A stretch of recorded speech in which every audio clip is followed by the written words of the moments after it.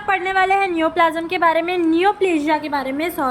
Neoplasia का मतलब क्या होता है? नियोप्लेजिया का मतलब होता है न्यू ग्रोथ, और जो न्यू ग्रोथ फॉर्म्ड होता है उसका मतलब होता है नियोप्लाज्म, ठीक है, जिसको हम लोग नियोप्लाज्म या फिर ट्यूमर के नाम से जाना जाता है। अभी जो ब्रांच होता है साइंस का जो डील करता है स्टडी ऑफ नियोप्लाज्म से, उसको हम लोग टर्म करते हैं एज अ ऑन्कोलॉजी, ठीक है।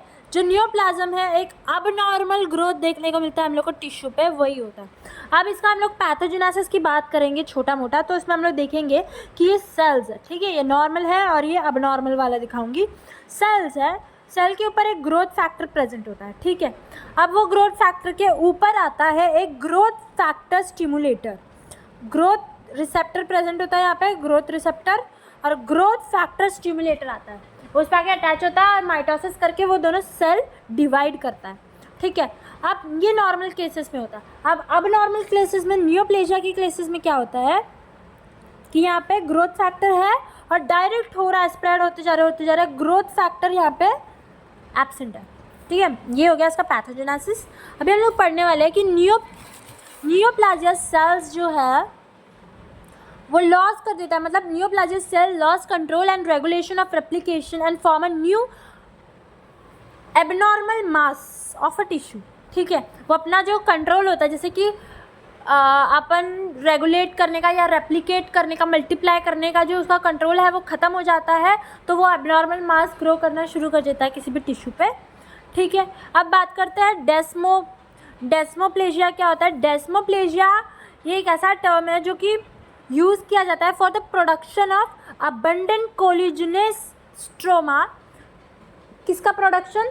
अबंडेंट कोलिजिनेस का स्ट्रोमा का production by parenchymal cell. Parenchymal cell जो है वो क्या बनाता है? एक अबंडेंट कोलिजिनेस स्ट्रोमा, जो कि आगे जाके फिब्रोसिस करवाता है, विच लीड्स टू फिब्रोसिस, ठीक है। अब नॉमेनक्लेचर की बात करेंगे तो नॉमेनक्लेचर में हम लोग को बिनाइन ट्यूमर देखने को मिलता है और एक मैलिग्नेंट ट्यूमर।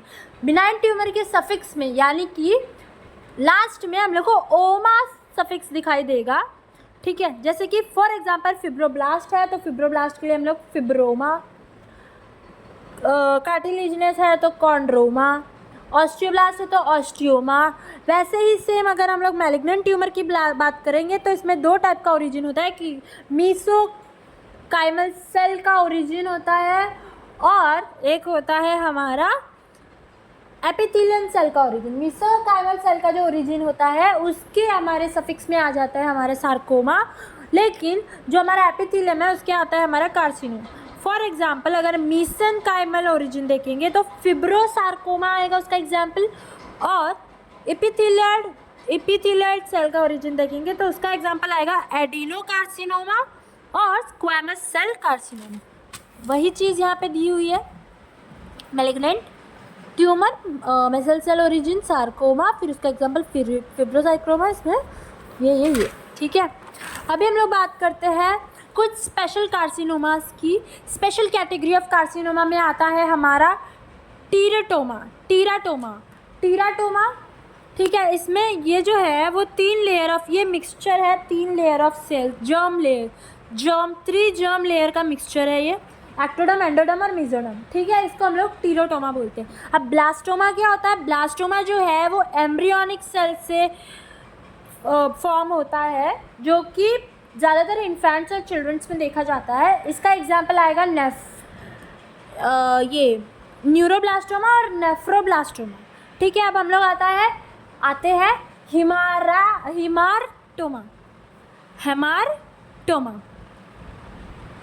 हेमाटोमा में, ठीक है। तो हेमाटोमा में क्या होता है? जैसे कि नॉर्मल टिश्यू है उसमें अबनॉर्मल ग्रोथ हो रहा है, उसको हेमाटोमा बोलते हैं, ठीक है। अब बात करते हैं हम लोग डिफ्रेंशिएशन की, डिफ्रेंशिएट करते हैं अभी हम लोग किसका? बिनाइन और मैलिग्नेंट ट्यूमर का। अब बिनाइन ट्यूमर की बात करेंगे तो सबसे पहले ये सराउंडिंग टिश्यू है और ये अपना सेल्स है, ठीक है। जिधर बिनाइन ट्यूमर हुआ है वो सेल जो है वो कंप्रेस करेगा सराउंडिंग टिश्यू को, बट इसमें इन्वेड हो जाएगा, उसके अंदर डूब जाएगा, ठीक है। एग्जाम्पल कैसे याद रखेंगे इसको? एज अ सराउंडिंग को इसको ऐसा कंसिडर करो कि ये हार्ड सराउंडिंग है। हार्ड सराउंडिंग में अपना जो बिनाइन ट्यूमर है वो ऊपर ही रह जा रहा है, वो कंप्रेस कर रहा है, सबसे पहले उनको दबाने की कोशिश कर रहा है, और यहाँ पे ये जो है वो सॉफ्ट सराउंडिंग है, तो यहाँ पे वो इन्वेड हो जा रहा है, उसके अंदर ही घुस जा रहा है।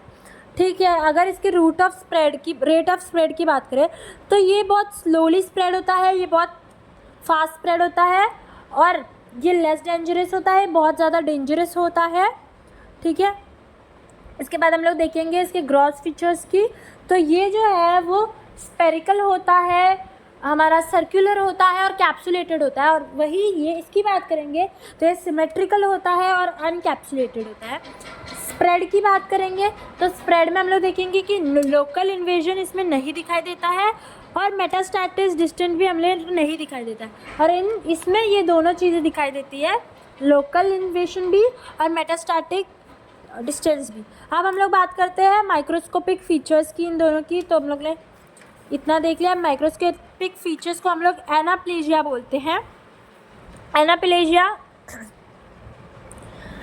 वही होता है सेम। ठीक है, तो अभी देखते हैं हम लोग माइक्रोस्कोपिक फीचर्स। हम लोग अगर देखेंगे मैलिग्नेंट ट्यूमर में ही सिर्फ ये होता है, तो इसमें मैलिग्नेंट ट्यूमर में ही ये समझना है अपने को कि अगर मैलिग्नेंट ट्यूमर को हम लोग को आइडेंटिफाई करना है तो हम लोग को सबसे पहले लॉस ऑफ बेसल पोलैरिटी दिखाई देगा। लॉस ऑफ बेसल पोलैरिटी यानी कि सारे नॉर्मली अगर देखा जाए तो सारे सेल्स जो है वो ये बेसमेंट मेम्ब्रेन है यहीं पे रहते हैं, बट यहाँ पे बेसल पोलैरिटीज़ के अवे दूर रहते हैं। देखिए normally the cells are together based in its called as basal polarities. In malignant tumour the nucleus lies away from the basement membrane।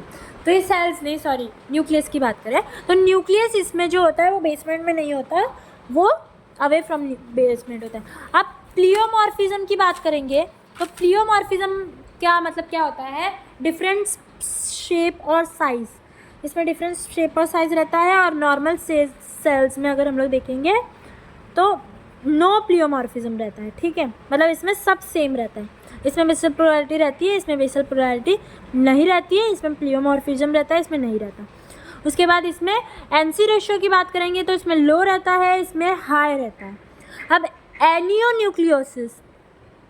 एनिसोन्यूक्लियोसिस यानी कि नो इक्वल न्यूक्लियस, इसमें इक्वल नहीं होता। अभी जैसे नॉर्मल सेल की बात करेंगे तो न्यूक्लियस इक्वल रहेगा, सब सेल और शेप साइज़ एक ही साइज़ का रहेगा, बट इसमें अलग होता है। इसमें सारे सेल का कलर नॉर्मल होगा, इसमें न्यूक्लियर का कलर जो रहता है सारे न्यूक्लियर का कलर नॉर्मल रहेगा, इसमें न्यूक्लियर का कलर हाइपर क्रोमेटिज्म डार्क कलर दिखाई देगा। ठीक है, इसमें न्यूक्लियोलाई प्रेजेंट रहेगा, माइकोटिक फिगर प्रेजेंट रहेगा, जॉइंट सेल प्रेजेंट रहेगा, साइटोप्लाज्म प्रेजेंट रहेगा। नॉर्मल सेल से अगर इसको कंपेयर करेंगे basal polarities, no basal polarities, प्लियोमॉर्फिज्म नहीं होता, प्लियोमॉर्फिज्म होता है, नॉर्मल कलर होता है, इसमें हाइपर क्रोमेटिन होता है। उसके बाद इसकी बात करेंगे इसमें कोई भी एनिसो न्यूक्लियोसिस नहीं होता है, इसमें एनिसो न्यूक्लियोसिस होता है। न्यूक्लियोलाई इसमें नॉर्मल होता है, इसमें न्यूक्लियोलाई जो होता है वो बहुत ज़्यादा प्रोमिनेंटली दिखाई देता है। माइटोटिक फिगर नॉर्मल रहता है, इसमें अब नॉर्मल रहता है। जॉइंट सेल एब्सेंट रहता है, जॉइंट सेल प्रेजेंट रहता है। साइटोप्लाज्म नॉर्मल रहता है, इसमें साइटोप्लाज्म हम लोगों को इंक्रीज देखने को मिलता है, ज़्यादा देखने को मिलता है। साइटोप्लाज्म में हम लोग को म्यूसिन ज़्यादा देखने को मिलता है।